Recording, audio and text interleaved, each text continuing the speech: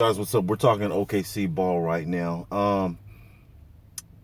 Let me say this. I believe that OKC, with this roster that they do have, that they can make the playoffs. Now, will they make the playoffs? I don't know. It depends on how much Gallinari is invested in OKC, how much Chris Paul is invested in OKC. But there's plenty enough talent on this team to be able to make somewhat of a push for the first playoffs. For the first round of the playoffs. The potential starting lineup is what's difficult because we have too many guys who are going to be actually benched that are actually starters. I mean, if you look at the reality of it, you have a Dennis Schroeder, you have a Mike Muscala, you have a Nerlens Noel, you have a Roberson. It's just very difficult. So the lineup that I do see starting, because of experience and things like that, for certain players to watch, I believe it's going to be Chris Paul, Roberson. Now this one can be kind of tricky because, well, maybe it's not tricky. I'm gonna say Gallinari at the 3. So it's gonna be Chris Paul, Roberson, Gallinari. The tricky one is definitely power forward because Mike Muscala should start, but also it could be somebody like a Nerlens Noel, but Nerlens Noel is the backup center. You know what I'm saying? So it's like it's kind of tricky. It could be Nerlens Noel potentially or Mike Muscala. It's going to be a toss-up between those two. And you have, of course, Steven Adams. I'm going to just go ahead and say Mike Muscala at power forward and then Steven Adams. Now for the backup unit, that's even jacked up because you have Schroeder and you have Shai Gilgeous-Alexander, which you may end up seeing Hamidou Diallo at shooting forward as a backup. I love his game now that he's evolved under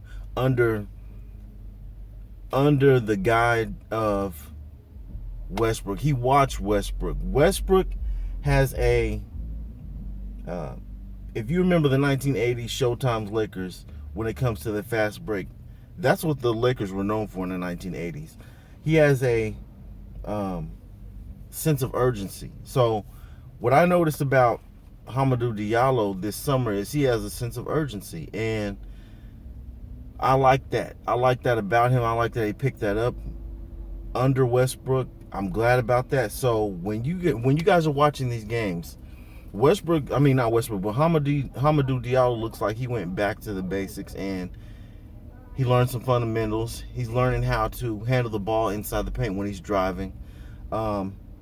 He runs quicker now, getting out in transition, and I'm loving that about his game. You know what I'm saying? So he knows that he's not a great mid-range shooter, but he's improving that. I feel like him just getting back to the fundamentals and watching a lot of tape is going to help elevate his game, So we're looking at Dennis Schroeder, Hamidou Diallo.